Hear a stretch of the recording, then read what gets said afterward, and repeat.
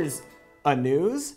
Apparently, 3 months before visiting Moscow and dealing with Russian singer Emina Galarov, the night of the alleged, but also very real, P-tape that's allegedly leveraging the president's cooperation with the foreign leader, well, 3 months before he reportedly turned down the woman's offer to go to his hotel room, according to security of many years, who said he's too smart for that, despite, no he's not. But anyway, 3 months before that night, he was at a nightclub in Vegas with Emina Galarov, a nightclub that has since been shut down due to shows involving, among other things, students urinating on their teacher and women urinating into glasses. And it's just so hard not to talk about this stuff. I'm sorry. I'd like to not, but that's nuts. He's the president. There's a photo of him there, and he's the president. You know? He just is, and he needs to go so we can stop focusing on him so much. Senator Brian Schatz said on Twitter this week, "All of this madness will start to wane if you vote straight ticket Democrat this year. This is not the year to ticket split, or sit it out, or wish you had better choices, or vote third party, or say you aren't into politics, or whatever. We need everyone." And the frustrating thing about this sentiment is that it's pretty true.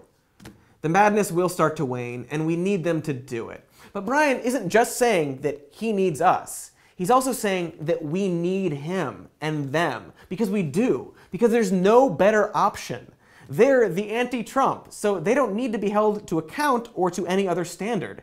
They don't need to give us better ideas about how things should be. So when there's a vote to deregulate Wall Street and roll back Dodd-Frank, which was implemented to prevent another financial crisis, that bill can pass because 17 Democratic senators will vote for it, including Tim Kaine, who just 2 years ago was ostensibly accepted by the Democratic Party as being the second best one of them all.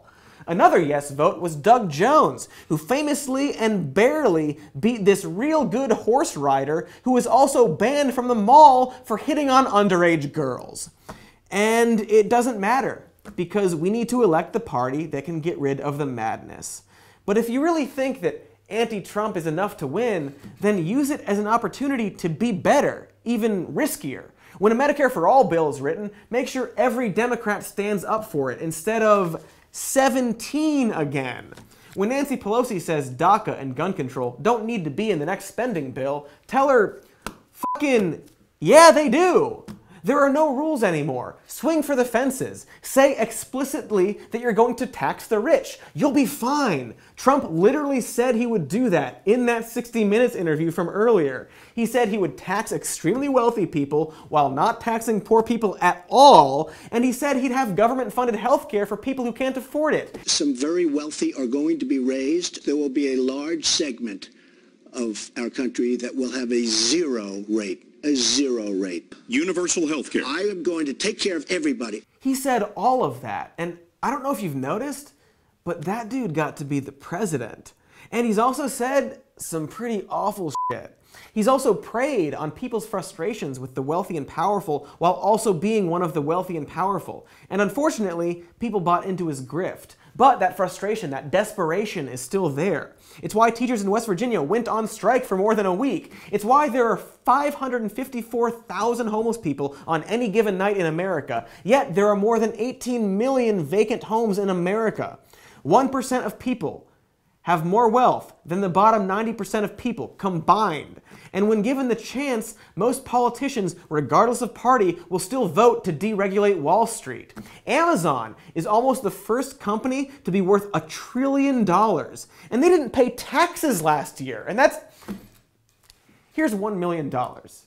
Most people don't have this. Here's $1 billion. Jeff Bezos has $127 billion. Amazon is worth $1 trillion. Tax these fuckers. Hey everybody, thank you so much for watching that video about all that stuff. If you liked it, like, subscribe, comment, all the YouTube things. We have a podcast called Even More News on iTunes and Google Play. And if you want more of these videos more often, support us on Patreon. The link is in the description. There's so many things in the description. Check it out. Oh.